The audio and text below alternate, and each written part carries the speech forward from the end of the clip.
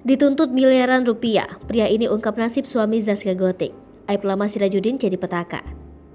Zaskia Gotik masa bodoh rumah tangganya dengan Sirajuddin ramai jadi sorotan.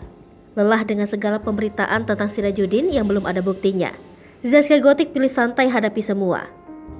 Diterpa isu Sirajuddin hamili 2 wanita sekaligus tak bikin Zaskia Gotik hancur. Meski begitu, banyak netizen yang merasa sedih lihat nasib Zaskia Gotik istri Sirajuddin.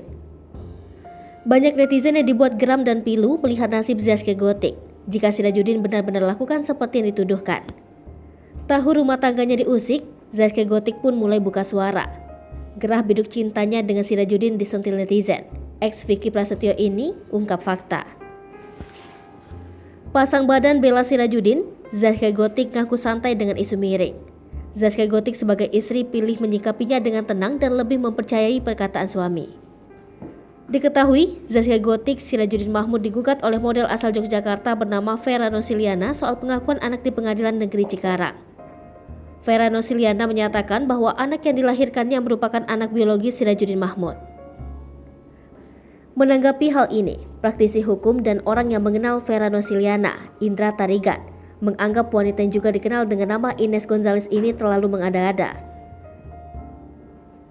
Indra Tarigan mengungkapkan bahwa Vera Nosiliana menuntut uang miliaran untuk pendidikan terbaik bagi anaknya.